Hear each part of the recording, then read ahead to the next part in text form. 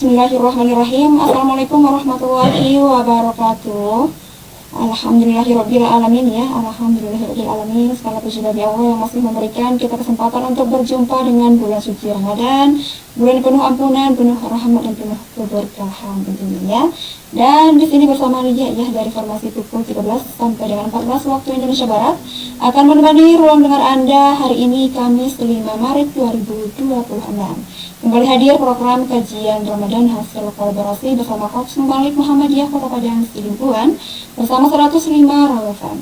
Pada kesempatan yang penuh berkah ini kita akan membahas tema yang sangat menyentuh hati ya, yaitu Ramadan secara dimensi sosial. Dan alhamdulillah bersama kita telah hadir narasumber yang insya Allah akan membimbing kita semua, yakni Ustadz Irfan Sulaiman Harahap SPD ya. Kita sapa terlebih dahulu. Assalamualaikum ya Ustadz. Alhamdulillah. Oke, gimana kabarnya ini Ustadz ini? Alhamdulillah sehat ya. Alhamdulillah. Ramadan ini dengan semangat ya Ustadz. Biarpun panas di luar ya Ustadz ya. Di luar tapi di ruangan Raw FM sejuk sekali. Oke, ini membahas tentang Ramadan secara dimensi sosial. Bisa kira-kira Ustadz disampaikan latar belakang kenapa tema ini diangkat di siang hari ini? Ya, salah satu yang melatar belakang kita untuk mengangkat tema ini adalah bahwa kan kita sekarang ini masih bulan Ramadan ya. Jadi kita lihat bulan Ramadan ini kalau kita perhatikan dari adat dan kebiasaan masyarakat kan itu biasa di bulan Ramadan ini orang sering ketemu ya di masjid. Itu contoh sederhana, jadi ketemu di masjid, kemudian banyak kegiatan-kegiatan sosial seperti bagi-bagi takjil ya, atau bersedekah di bulan Ramadan. Itu juga banyak juga kita lihat orang berbondong-bondong untuk mengeluarkan zakat hartanya ya. Jadi secara dimensi sosial ini juga kan kita lihat orang bertemu di masjid ya, itu dalam melaksanakan sholat tarawih. Jadi kita ketahui bahwa selama 30 hari kita itu bersama di masjid ya. Itu kan kalau dalam perspektif sosialnya, sudut pandang sosialnya, ketika kita sering bertemu dengan masyarakat sekitar tetangga kita, pasti tetangga kita ini kita akan mengetahui kondisi tetangga kita ini dari perjumpaan kita mungkin selama 30 hari di bulan Ramadan ya. Makanya saya mengangkat dari sudut pandang sosial. Kita tahu kan bulan puasa ini, Ramadan ini kan dia bukan hanya ibadah kepada Allah saja, tapi ada keterkaitannya ibadah yang kita lakukan ini dalam sudut pandang muamalah gitu. Oke, ya Ramadan jika diperhatikan ya, Ramadan selalu menghadirkan suasana yang berbeda di tengah masyarakat. Ada semangat berbagi, saling membantu, mempererat ukhuwah, serta meningkatnya kepedulian kepada mereka yang membutuhkan. Melalui perbincangan kita di hari ini, kita akan mencoba memahami lebih dalam ya bagaimana Ramadan mampu membentuk masyarakat yang lebih peduli, lebih empati, dan lebih solid dalam kebersamaan. Oke, langsung saja nih Ustaz, kita dengarkan pemaparan dari narasumber kita di siang hari ini. Silakan Ustaz. Assalamualaikum warahmatullahi wabarakatuh. Waalaikumsalam warahmatullahi wabarakatuh. Alhamdulillahirabbil alamin. Wassalatu wassalamu ala Rasulillah wa shalli wa sallim wa barik ala Muhammad wa ala alihi wa sahbihi wa mawalah. Hadirin pendengar Raw FM yang dirahmati Allah Subhanahu wa taala, dalam kondisi sekarang ini yang kita sudah masuk ke pertengahan bulan Ramadan. Ya, terasa ada yang sudah mungkin sudah 15 hari atau hari yang tidak ada permasalahan ketika terjadi perbedaan dalam bulan Ramadan ya. Ya, artinya kita akan terus menjaga persatuan kita walaupun ada perbedaan dalam penanggalannya. Alhamdulillah di pertengahan Ramadan ini tentunya masih ada waktu 15 atau 14 hari yang akan datang. Kita ini diberikan kesempatan oleh Allah untuk menjalani ibadah-ibadah spiritual di bulan Ramadan. Dan kita selalu berdoa kepada Allah supaya Allah memberikan kita kesehatan di dunia, karena barangkali kalau kesehatan tidak optimal di bulan Ramadan ini, ya tentu puasa ataupun ibadah yang kita kerjakan akan sedikit terhalang gitu. Kalau misalkan kita sakit, kita tidak bisa untuk berpuasa, apalagi sakitnya sakit yang berat ya. Kemudian kalau misalkan kita tidak fit, mungkin berpengaruh ke qiyamul lail kita juga. Jadi kita selalu berdoa kepada Allah supaya diberikan kesehatan. Dan juga salawat dan salam pada Rasulullah yang kita sebagai suatu hasanah, contoh bagi yang baik bagi kita. Ya, Allah telah mengutus kita sebagai mengutusnya kepada kita untuk menyempurna akhlak kita, memperbaiki perangai kita, terutama kita sebagai seorang muslim tentunya menjadi catatan referensi kita itu adalah pribadi Rasulullah. Saatnya kita mencontoh Rasulullah itu secara sempurna dan secara paripurna. Hadirin pendengar OFM yang dirahmati Allah Subhanahu wa taala, dimanapun Anda berada, mungkin dalam kondisi sedang istirahat karena mungkin rutinitas kita, tapi alhamdulillah kita diberikan kesempatan untuk mendengarkan tausiah atau kajian singkat ini, mudah-mudahan kita selalu diberkahi oleh Allah Subhanahu wa taala. Jadi saya mengangkat tema Ramadan dari sudut pandang sosial. Ini beranjak kepada salah satu hadis Rasulullah Shallallahu Alaihi Wasallam yang diriwayatkan oleh Imam Tirmidzi nomor hadis 807, bahwa salah satu ibadah yang mendapatkan pahala yang besar di bulan Ramadan adalah memberi makan orang yang berbuka. Rasul bersabda, barang siapa yang memberikan makan orang yang berpuasa, maka baginya pahala seperti orang yang berpuasa tanpa mengurangi pahala orang yang berpuasa sedikitpun. Ini contoh sederhana dalam sudut pandang dalam sosial ini, ibadah ada kaitan dengan manusia.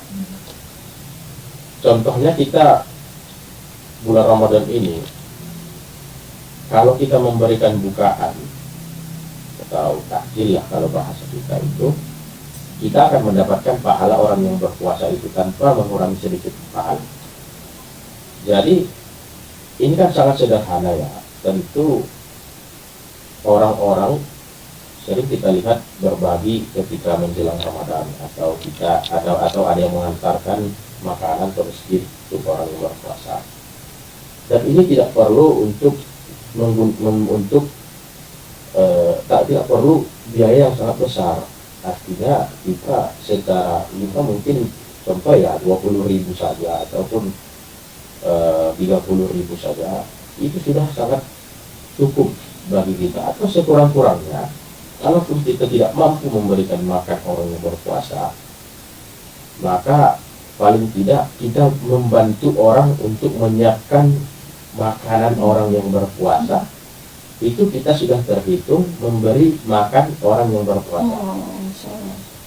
Nah, contoh misalkan ya biasanya di masjid-masjid ya, menyiapkan bukaan lah contohnya di masjid.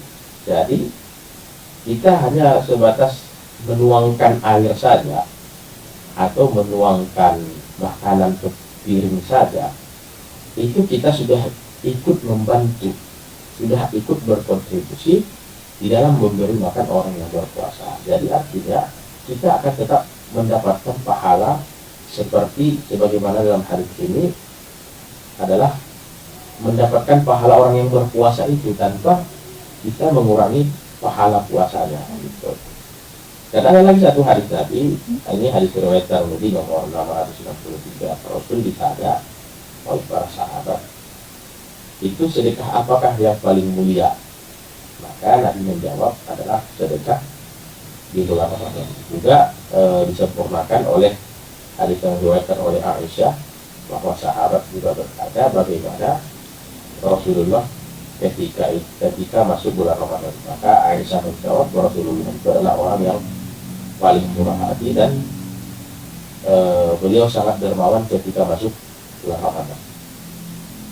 Kita tahu bahwa memberi, bersedekah di bulan Ramadan ini adalah ibadah yang ada kaitannya dengan manusia.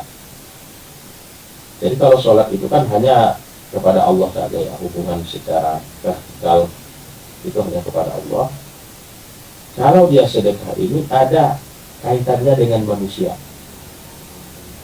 Jadi Allah Subhanahu wa Ta'ala sendiri itu ketika menurunkan ayat tentang al-ma'un, itu Allah mengancam orang-orang yang mereka sholat, mereka takbiratul ihram dalam kondisi turut kenyang, mereka sholat dalam kondisi turut kenyang, sedangkan tetangga mereka itu kelaparan. Jadi Allah sendiri pun mengancam orang yang sholat tetapi tidak mau mengeluarkan, tidak ada kepedulian. Maka di akhir ayat itu kan Allah mengatakan alladzina hum yura'un wa yamna'un al-ma'un, dia enggan memberi dengan barang-barang berguna. Maka dalam Islam itu kita tidak cukup beribadah hanya kepada Allah saja. Kita tidak cukup hanya sebatas sholat saja tanpa ada kesalahan sosial, kesalahan yang mengaitkan orang lain dalam ibadah kita. Maka kalau kita lihat lagi di rukun Islam yang 5 ini, itu 4 di antara yang 5 ini itu ada kaitannya dengan manusia. Contoh saya katakan seperti ini. Sholat itu kalau bisa, sholat itu kan lebih besar pahalanya, bahkan sampai 27 derajat. Itu kan kalau dilakukan secara berjamaah. Artinya jamaah di sini berarti menyangkut orang banyak, walaupun 1, 2, 3 orang. Nah, bahkan lebih utama lagi ketika itu ramai jamaah itu kan ada hubungan sosial lagi. Kemudian puasa juga sama. Kita tidak akan bisa mengerjakan ibadah puasa itu sendiri kalau misalkan tidak ada yang membantu kita untuk menjalankan ibadah puasa. Contoh misalkan bagi yang berkeluarga, apakah mampu suami apakah dia bisa mengikuti ibadah puasa itu tanpa ada peran istri di dalamnya? Ya, peran istri menyiapkan bukaan, itu menyiapkan sahur. Berarti kan yang membantu puasa kita itu pun kan orang seperti orang juga. Nah, kemudian zakat juga, kita memberikan zakat itu pasti kan ke manusia juga yang membutuhkan. Dan juga ibadah haji juga sama. Ibadah haji juga kita ada hubungan interaksi dengan manusia ketika di Makkah. Jadi di antara rukun Islam yang 5 ini saja, itu 4 di antaranya adalah berhubungan dengan manusia. Nah, itu dalam sudut pandang yang luas. Maka kita kerucutkan lagi bulan Ramadan itu. Jadi itu tadi saya tadi berbicara tentang memberi sedekah di bulan Ramadan. Dan juga ada satu hal yang mungkin mengeratkan hubungan dengan tetangga, dengan orang-orang sekitar, itu qiyamul lail. Maka dalam hal ini saya memberikan pernyataan bahwa sholat tarawih ini adalah ibadah sosial, ibadah kepada Allah yang bersangkut paut dengan manusia. Dan juga kalau kita kerucutkan lagi, jadi sholat tarawih ini sebenarnya adalah ibadah yang paling dicintai oleh Allah Subhanahu wa Ta'ala. Jadi bermula pada saat itu, kenapa Nabi itu mengerjakan sholat qiyamul lail Ramadan itu hanya sebatas 3 hari saja. Ini awal sejarah historis dulu ya. Jadi Rasul itu pernah sembunyi saat sahabat itu menunggu untuk mengerjakan tarawih. Jadi kita ketahui bahwa ibadah tarawih ini kan adalah ibadah yang paling syahdu ya di bulan Ramadan. Mungkin yang paling ditunggu orang-orang. Mungkin ibadah qiyamul lail ini juga. Apalagi orang-orang tua yang usia 50, 60. Itu mereka sangat khusyuk ya. Bahkan mereka tidak mau meninggalkan qiyamul lail. Karena apa? Satu mungkin pahalanya yang besar. Ketika Rasul mengatakan man qama ramadhana imanan wa ihtisaban ghufira lahu ma taqaddama min dhanbi, bahwa siapa yang berdiri atau mengerjakan qiyamul lail Ramadan, maka dia akan diampuni Allah dosa-dosanya yang telah berlalu. Kalau kita tahu orang yang Allah berikan umur yang panjang, sampai 50 tahun, 60, 70, 80, itu mereka menganggap bahwa Qiyamul Lail ini adalah penghapus dosa mereka ketika di antara umur yang panjang itu mungkin dalam kehidupan mereka banyak berbuat dosa. Jadi kita lihat ya, kalau di masjid ini apalagi masuk pertengahan, ini kan biasanya yang tinggal di masjid itu mungkin orang-orang tua ya. Kalau kita lihat usia 20, usia 30 mungkin banyak lah 20, apalagi remaja itu mungkin hanya awal-awal Ramadan saja. Jadi kita dapati di mana mungkin ya tadi ini bicara tentang keimanan ya, bukan saya maksud untuk mengatakan yang muda itu tidak beriman, tidak, tapi yang pastinya yang paling bertahan di bulan Ramadan di masjid itu adalah mereka yang sudah tua. Nah, kenapa saya katakan tarawih itu ibadah yang sangat syahdu dan mungkin bisa menjadi satu adat di tengah-tengah masyarakat kita, bahwa masyarakat kita sangat menunggu-nunggu pada sholat tarawih ini. Terlepas daripada 11 rakaat atau 23 rakaat, yang pastinya awal Ramadan itu orang ke masjid itu pasti akan ramai karena ada perasaan senang dalam mengerjakan Qiyamul Lail. Maka Rasulullah ini kalau kita lihat riwayatnya, ini Rasul kan mengerjakan Qiyamul Lail ini hanya 2, ada yang mengatakan 2, ada yang mengatakan 3 hari. Hari keempat Rasul tidak keluar.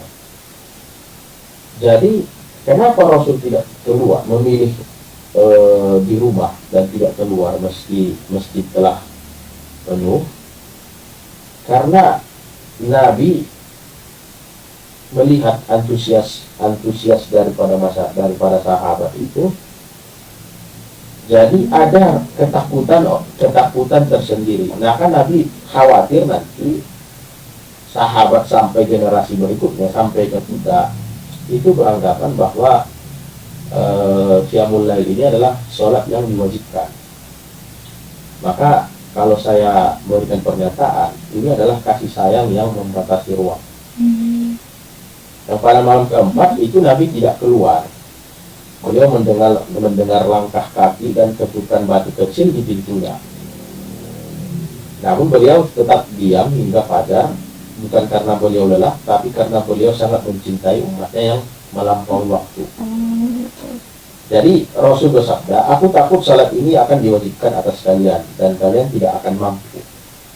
Kenapa? Ya kalau kita lihat lagi ya, kita pahami lagi hadis Nabi ini, kalian tidak akan mampu. Contoh misalkan, kalau misalkan ini diwajibkan, bagaimana? Ini sekarang ya contoh sederhana ya. Bagaimana dengan orang-orang yang bekerja di malam hari? Contoh pernah ada yang nanya ke saya seperti ini. Ini gimana Ustaz? Saya kan bekerja malam. Saya kan kerja jualan malam. Kalau saya tidak jualan, saya tidak ada makanan untuk besok. Dan kalau ini 30 hari saya tidak bekerja karena tarawih, saya tidak akan mampu bayar kontrakan rumah. Langsung saya menjawab, saya ceritakan tentang hadis Nabi ini bahwa Rasul pun khawatir bahwa ini diwajibkan. Maka Nabi hanya 3 hari saja. Maka berdasarkan hadis ini, aku takut kalau ini diwajibkan, kalian tidak akan mampu. Nah ini kan artinya kan ada ketidakmampuan di sini. Tapi dia bilang gini, saya hanya sholat isya saja, tapi saya kemudian pergi jualan. Nah, kemarin juga sama, saya kemarin juga membeli makanan. Saya tanya, ini sholat tarawihnya di mana bang? Saya bilang. Dia bilang, nantilah pulang jualan lah. Saya tarawih gitu ya, supaya lebih khusyuk dan harga. Ini kan sebenarnya adalah sebuah keputusan yang baik. Ya, Rasul membatasi ruang publik demi menjaga agar syariat tidak menjadi beban yang mencekik bagi generasi masa depan yang lemah. Kita kan boleh kita bilang generasi yang lemah. Ya mungkin bahkan tarawih saja yang sudah ada yang 11 rakaat, ada yang 23, itu paling bertahan hanya 10 hari di masjid. Alasannya apa? Mungkin ya karena mungkin capek, lelah, atau mungkin karena ada juga, ini mohon maaf ya, ada satu tradisi yang gak baik sebenarnya. Ya mohon maaf mungkin ini sedikit agak kontroversial pernyataan saya ini. Biasanya masyarakat kita itu masuk pertengahan bulan Ramadan ini kan ada satu tradisi buka bersama. Bukber lah Ya, buka bersama. Dan mohon maaf mungkin dia baik bukber itu bisa jadi tidak sholat maghrib. Betul sekali, Ustaz. Makanya sebenarnya sih kita himbau ya, kembali lagi ke individual masyarakat kita. Itu kebanyakan ya mungkin mereka tidak lagi mengerjakan sholat tarawih ini tadi, karena mungkin alasan buka bersama atau mungkin ada kegiatan-kegiatan lain. Artinya ini adalah sebagai seorang muslim tentunya kita lebih harus menghormati lah bulan Ramadan. Kalaupun kita tidak qiyamul lail, paling tidak kita itu menghormati orang yang sedang qiyamul lail. Berbeda halnya dengan bekerja tadi saya katakan. Contoh misalkan dia ada yang mungkin sebagian dari saudara kita itu kan bawa kendaraan atau bawa kendaraan jalanan kan, mungkin ya sangat berat untuk mengerjakan qiyamul lail kalau berjamaah. Nah, jadi ini kan tarawih ini juga adalah cermin keintiman individu dengan Allah di sudut-sudut sini. Namun bagi seorang negarawan, atau kata Rasulullah ya dalam hal ini, fragmentasi rumah suci ini perlahan menjadi tanda tanya besar tentang sebuah persatuan. Maka Umar ketika itu Rasul wafat, Abu Bakar juga masih mengerjakan tarawih itu sendiri-sendiri. Jadi di Masjid Nabawi itu kan ketika Nabi masuk ke dalam rumahnya dan tidak mengerjakan lagi secara berjamaah di masjid, itu didapati ada beberapa sahabat itu mereka mungkin membentuk kelompok-kelompok atau ada yang sendiri-sendiri sampai berlangsung pada Abu Bakar. Maka Khalifah Umar gelisah akan ketidakteraturan. Maka tahun 14 Hijriah Khalifah Umar bin Khattab melakukan inspeksi malam atau melakukan kegiatan dia keliling malam.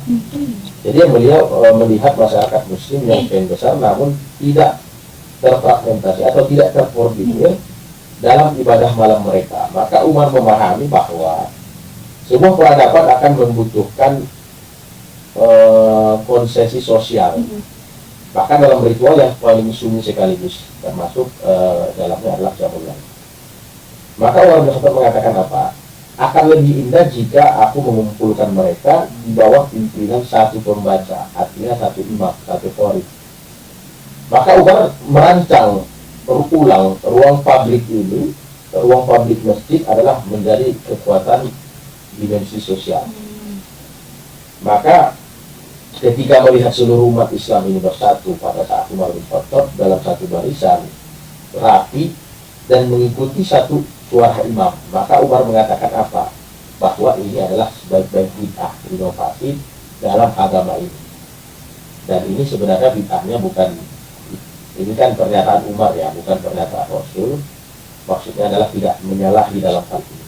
Artinya kan bid'ah itu kan sesuatu inovasi yang baru.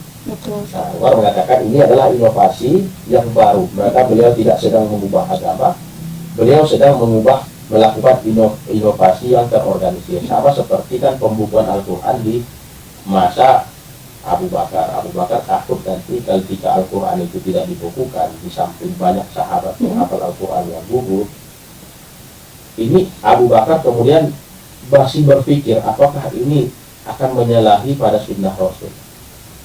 Maka Abu Bakar kemudian berinisiatif supaya Al-Quran itu dibukukan. Maka oleh sebab itu dia mengambil langkah ini dengan sangat hati-hati. Namun ternyata langkah yang dilakukan oleh Abu Bakar sama hal seperti yang dilakukan oleh Umar bin Khattab ini ternyata adalah upaya untuk mengorganisir umat yang sudah mulai terpecah-pecah. Maka bagi Umar penghalang teologis itu ya, penghalang ketakutan akan diwajibkannya telah hilang. Seiring wafatnya Nabi, kini ruang-ruang tersebut harus direbut kembali untuk mengedukasi mu'allaf mu'allaf baru, ya artinya masa Umar banyak orang yang sudah berbondong-bondong masuk ke dalam Islam untuk mengedukasi dan memperkuat ikatan persaudaraan yang sempat terpecah belah. Maka juga ini pernyataan yang sangat mengharukan bagi kita ya, bahwa Qiyamul Lail itu adalah meruntuhkan status sosial di atas sajadah. Sekarang ini saya ulangi, meruntuhkan status sosial di atas sajadah. Berarti ini kan hubungan sosialnya berarti dalam pelaksanaan ibadah itu semua manusia itu sama. Maka tidak ada ketimpangan sosial di sana dan tidak ada kesenjangan sosial. Betul, Ustaz, ya. Mau dia, mohon maaf, mau dia gubernur, mau dia presiden, apapun jabatannya, Ustaz. Ya, apapun jabatannya. Tetap kalau di masjid itu sebagai seorang hamba di hadapan Allah. Oke, ini kita jeda dulu sebentar, Ustaz, Ya. Kita sampai lupa jeda ini, Ustaz. Oke, nanti kita akan lanjut lagi setelah iklan berikut ini ya. Dan pastikan rekan jangan kemana-mana, tetap stay tune di 105 FM. Kembali lagi di 105 FM, nyaman dan bersahaja dalam jangkauan. Dan Anda masih bareng Lia dan juga narasumber kita ataupun Ustadz kita di siang hari ini ya, yang membahas seputar Ramadan secara dimensi sosial. Oke, kita lanjut lagi ya. Mungkin untuk kepada Ustadz bisa dilanjutkan kembali, Ustadz. Baik, saya lanjut kembali. Jadi tadi saya sampaikan meruntuhkan status sosial di atas sajadah. Jadi Marbi Khotob ingin pengorganisasian tarawih ini dan mengubah segalanya, bahwa dari masjid itu berubah menjadi di mana pejabat, pedagang, pengusaha, buruh harian, budak itu berdiri setara selama 30 malam penuh. Berdiri setara. Bayangkan bagaimana ibadah ini justru ya meruntuhkan kesombongan, meruntuhkan keangkuhan, keegoan daripada manusia itu. Selama 30 malam penuh mereka sama di hadapan Allah. Ini yang disebut sebagai solidaritas. Maka rutinitas ini sebenarnya mereset struktur ketimpangan sosial. Jadi tarawih itu kan bukan hanya sekedar mencari pahala, tetapi juga menjadi mesin rasa yang mencetak kepada kepercayaan sosial dan rasa memiliki terhadap suatu identitas, yaitu adalah Islam. Maka hadirin pendengar Radio FM yang dirahmati Allah, apapun pekerjaan kita sebenarnya, apapun profesi kita, bagaimana kondisi ekonomi kita, bagaimana peran dan kontribusi kita di tengah masyarakat, maka dapat kita pastikan bahwa di tarawih ini semuanya itu akan hilang.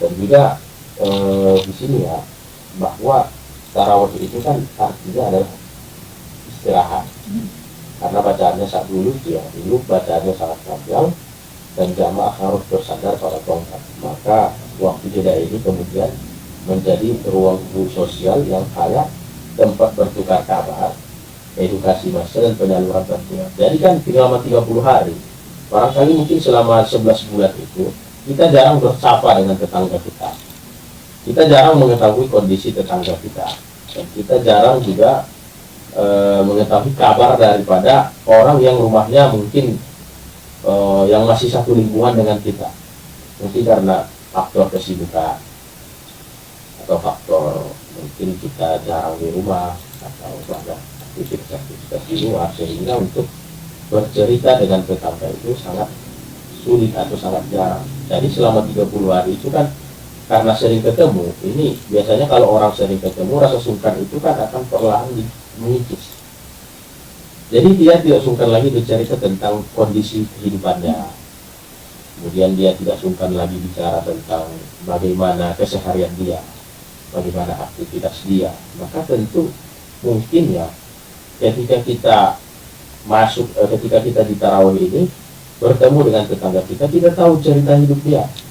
Saya ternyata punya kesulitan ini, saya ternyata dapat musibah ini, saya dapat cobaan ini. Alhamdulillah saya sekarang sudah memiliki posisi yang bagus di kantor, usaha saya alhamdulillah bagus. Nah ini kan lama-lama cerita-cerita seperti ini masyarakat tahu kondisi tetangga dia. Jadi dari sinilah sebenarnya orang itu mulai terniat hatinya untuk bersedekah. Jadi 2 poin ini yang saya garis bawahi pada kesempatan hari ini. Maka di sini juga masjid berubah, ya, Ramadan ini berubah menjadi tempat ritual doktrin yang menjadi hubungan ekonomi sosial. Maka juga zakat didistribusikan dan perut yang lapar dikadangkan, dan tetangga yang jarang bertemu kembali saling menggenggam tangan dan saling bersapa, saling menyapa. Nah, oleh karena itu hadirin pendengar yang dirahmati Allah, tentu ya bulan Ramadan ini adalah kita terus berupaya untuk memperbanyak ibadah-ibadah, dan kemudian untuk menambah kualitas dan kuantitas amal ibadah kita. Maka tentunya jangan sampai kita juga berpuasa sedangkan tetangga di sekitar kita itu tidak memiliki beras. Kita berpuasa, kita buka puasa itu dengan berbagai macam menu berbuka puasa, berbagai macam makanan di rumah kita, bahkan sampai mubazir, ya, dibuang-buang karena tidak bisa kita makan lagi, karena tidak mampu lagi untuk makannya, kita buang. Sedangkan saat yang sama mungkin di belakang rumah kita itu, jangankan untuk berbuka puasa, untuk makan besok pun mereka bingung makan apa kan gitu. Maka sebenarnya ini ya pesan saya kepada kita semua, kalaupun kita banyak buka, paling tidak ya kita tariklah tetangga kita. Kira-kira kalau bukunya ibadah, nah itu kan basa-basi kan. Kira-kira bukanya apa di rumah? Oh enggak ada bukaan, enggak ada ini apa ini. Bahkan alhamdulillah kan tergerak hati kita. Dan ada juga salah satu adab, ini mungkin etika ya, adab di masyarakat kita. Kalaupun kita memang membeli bukaan, pastikanlah kalau kita melewati pemukiman tetangga, paling tidak bukaan kita itu tidak terlihat. Kalau bisa disembunyikan, karena ya barangkali mau jadi tetangga kita tidak mampu beli. Kalau kita tidak mampu memberi, lebih baik kita sembunyikan gitu, daripada akan membuat orang lain menjadi bayangkan kalau orang lain iri atau sangat ingin memakan makanan yang kita beli, itu dia tidak mampu. Mungkin bisa jadi, mungkin memang kita tidak berdosa, tetapi apakah kita sangat sanggup, ya, apakah hati nurani kita itu berterima kalau justru ya di saat yang sama, karena mungkin mereka tidak mampu beli bukaan, akhirnya mereka yang membuat kita sendiri, membuat mereka itu sangat iri dan berkecil hati. Kalaupun memang kita diberikan rezeki yang lebih oleh Allah, maka pasti kalau kita memang mampu memberi makan orang yang buat puasa, maka termasuk sebenarnya zakat fitrah itu ya, zakat fitrah, walaupun ada yang mengatakan lebih utama dibagikan, distribusikan ketika menjelang hari Lebaran, tapi kalau dalam kondisi sekarang ini ya, bagi saya itu, menurut saya, tapi lebih bagusnya memang di awal Ramadan. Lebih baik lebih bagusnya di awal Ramadan, lebih baiknya di awal Ramadan, supaya ada makanan dia, stok makanan dia itu selama 30 hari lamanya akan itu. Kalaupun atau misalkan mau mengeluarkan zakat mal dari harta kita, dari kelebihan harta kita, pastikan memang momen yang paling tepat itu adalah awal Ramadan. Oke. Ini ada pertanyaan dari pendengar kita ini. Ya, Oke. Ini tanpa nama ya. Assalamualaikum Ustaz. Waalaikumsalam. Dalam kehidupan masyarakat yang sekarang cenderung sibuk, bagaimana cara menghadapi ataupun menjadikan Ramadan sebagai momentum untuk mempererat hubungan sosial dan silaturahmi? Sekali lagi dibacakan Ustaz ya. Dalam kehidupan masyarakat sekarang yang cenderung sibuk, bagaimana cara menjadikan Ramadan sebagai momentum untuk mempererat hubungan sosial dan silaturahmi? Mohon dijawab Ustaz. Oke. Kalau misalkan kondisi sibuk ini, apalagi di perkotaan ya. Betul Ustaz. Orang kan biasa dari jam 8 sampai jam 6 sore, bahkan sampai malam harus kerja kan gitu. Jarang ketemu tetangga. Termasuk bulan Ramadan kan nggak ada libur itu kan, paling libur Sabtu Minggu. Nah, apalagi masyarakat perkotaan di kota-kota besar, bahkan di Sidoarjo ini sendiri atau daerah-daerah tertentu yang masyarakatnya itu sibuk. Jadi bagaimana kita bersilaturahmi dengan tetangga kita? Ya pastinya mungkin seperti yang saya sampaikan tadi adalah bulan Ramadan di Qiyamul Lail, ketika kita sholat tarawih gitu. Itu kan kita, kalau misalkan saya sampai tarawih tidak bisa ketemu di mana? Ya di sholat subuh kan, biasanya kan jumlah jamaah itu lebih banyak, sholat subuh itu lebih banyak di bulan Ramadan. Di situ pun bisa kita dengar. Atau misalkan hari libur mungkin ya sempatkanlah untuk sholat tarawih. Atau mungkin ya kalau kita misalkan tinggal di komplek ya, tinggal di lingkungan, ya tidak ada salahnya kita buka bersama di satu lingkungan itu kan. Atau kalau paling tidak, kalau misalkan tidak ada buka bersama, ini kan di masjid ada buka bersama kan. Pulang kerja kita bisa sempat singgahkan di situ ya, paling syukur-syukurnya mungkin ada rezeki kita bisa berikan tambahan kan. Nah, misalkan apalagi awal bulan ya mungkin gajian ya gajian ya kan, singgah di masjid ya ini ada tambahan juga buka puasa kita. Jadi sebenarnya waktu itu waktu yang paling, momentum yang paling sangat syahdu itu, momentum yang sangat berkesan itu ketemu dengan tetangga itu sebenarnya di sholat tarawih.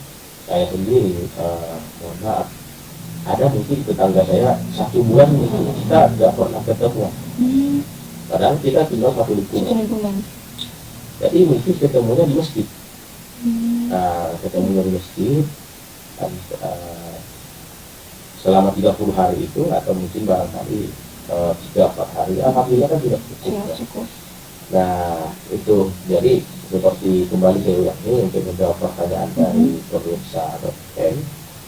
Jadi bagaimana, kapan kita ketemu dengan tangga kita, dengan keluarga kita sekalipun. Sebenarnya momentum Ramadan ini adalah momen yang paling tepat. Kalaupun misalkan kita bersaudara itu semua pada sibuk gitu ya, mungkin untuk mengunjungi orang tua pun tidak sempat, maka sebenarnya paling tidak sekali seminggu saja atau akhir Ramadan atau awal Ramadan ya pastikan kita itu bertemu dengan orang tua. Jadi ini tradisi sebenarnya di tengah masyarakat. Nah itu biasanya di awal Ramadan yang perantau dari daerah, dari luar kota itu biasanya pulang, atau nanti menjelang Lebaran mudik mungkin disempatkan waktunya 2 atau 3 hari sebelum Lebaran mereka tidak sampai di kampung itu. Demikian, semoga terjawab ya untuk pendengar kita tanpa nama ini. Semoga terjawab untuk Mbak atau abang-abangnya di mana pun berada ya. Dan mungkin Ustadz ini ada 5 menit lagi ini bisa sampaikan closing statement ataupun penutup kita dari tausiah kita di siang hari ini, Ustadz. Oke, ini closing statement terakhir dari saya. Sebelumnya saya ucapkan terima kasih kepada seluruh pendengar audio yang Allah. Kemudian saya mohon maaf mungkin dalam penyampaian saya kurang atau dari keluasan ilmu saya masih terbatas, saya mohon maaf pada pemirsa sekalian. Maka terakhir closing statement saya sebelum kita akhiri talk show kita ini, bahwa kita sebagai seorang muslim tentunya momen Ramadan ini adalah kesempatan kita untuk memperbanyak amal ibadah kita, memperbaiki kualitas dan kuantitas amal soleh kita. Kemudian juga di bulan Ramadan ini, selama 12 bulan yang Allah hadirkan kepada kita itu, paling tidak di 1 bulan ini sedekah kita harus lebih optimal, harus lebih meningkat kualitas dan kuantitasnya. Kemudian ibadah-ibadah sunnah lainnya juga harus lebih ada, dan kalau bisa qiyamul lail itu jangan ditinggalkanlah meskipun sesibuk apa kita. Kemudian jangan sampai kita juga seperti yang Allah sebutkan dalam Quran surah Al-Nahl ya, walaupun di situ Allah menerangkan tentang sholat, tapi ada kaitannya juga dengan puasa. Jangan sampai kita berpuasa Di saat yang sama kita berpuasa dengan khusyuk, saat yang sama ada tetangga kita menahan kelaparan, ada keluarga kita yang sedang terlilit hutang, atau mungkin ada saudara kita yang anaknya mungkin terputus sekolah gara-gara tidak mampu untuk membiayai biaya sekolahnya. Maka pastikanlah hamba yang terbaik di bulan Ramadan itu adalah mereka yang berpuasa tanpa melupakan orang-orang di sekitarnya. Dan juga perlu kita ketahui, sedekah paling utama itu adalah sedekah di bulan Ramadan. Kedermawanan yang teruji itu sejatinya adalah di bulan Ramadan. Maka saya yakin ya, ini terakhir penutup dari saya, kalau kita bersedekah bulan Ramadan ini, saya yakin pasti akan Allah tambahkan nikmat kita. Dan dia bagi yang dia bekerja sebagai karyawan, sebagai pegawai negeri, sebenarnya pendapatan itu lebih besar di bulan Ramadan. Nah dia ada mungkin THR lagi. Ya, betul. Itu berarti kan karunia yang Allah berikan. Kalau dia sebagai pedagang, maka saya yakin itu pasti akan lebih besar pendapatannya bulan Ramadan. Maka nikmat yang besar itu, pendapatan yang besar itu, gaji yang besar itu, bahkan sampai berlebih-lebih, paling tidak kita manfaatkanlah untuk sahabat kita untuk berbagi. Mudah-mudahan Allah Subhanahu wa Ta'ala merestui dan menerima ibadah puasa kita, dan kita tutup talk show kita ini dengan doa kafarat majelis setelah dari satu pelajaran. Subhanallahumma wa bihamdika, asyhadu an la ilaha illa anta, astaghfiruka wa atubu ilaik. Assalamualaikum warahmatullahi wabarakatuh. Waalaikumsalam warahmatullahi wabarakatuh. Ya rekan yang dirahmati Allah, ya rekan tak terasa perbincangan kita dalam talk show hari ini telah sampai di penghujung acara. Dari pembahasan yang kita dengarkan bersama, kita dapat memahami bahwa Ramadan bukan hanya ibadah yang bersifat pribadi ya, antara hamba dengan Allah, tetapi juga memiliki dimensi sosial yang sangat besar, yaitu membangun kepedulian, mempererat persaudaraan, serta menumbuhkan semangat berbagi kepada sesama. Semoga apapun yang kita dengarkan hari ini dapat menambah wawasan, memperkuat iman, dan menginspirasi untuk kita semua untuk menjadikan Ramadan sebagai momentum memperbaiki hubungan kita dengan Allah sekaligus dengan sesama manusia ya. Terima kasih untuk Ustadz kita yang telah memberikan pencerahannya di siang hari ini, dan terima kasih juga untuk semua pendengar kita dimanapun berada yang sudah setia ya menemani kita di siang hari ini. Dan nantikan kembali kajian Ramadan ya setiap hari di bulan Ramadan di jam 13 sampai dengan 14 waktu Indonesia Barat. Akhir kata dari Lia juga, wassalamualaikum warahmatullahi wabarakatuh.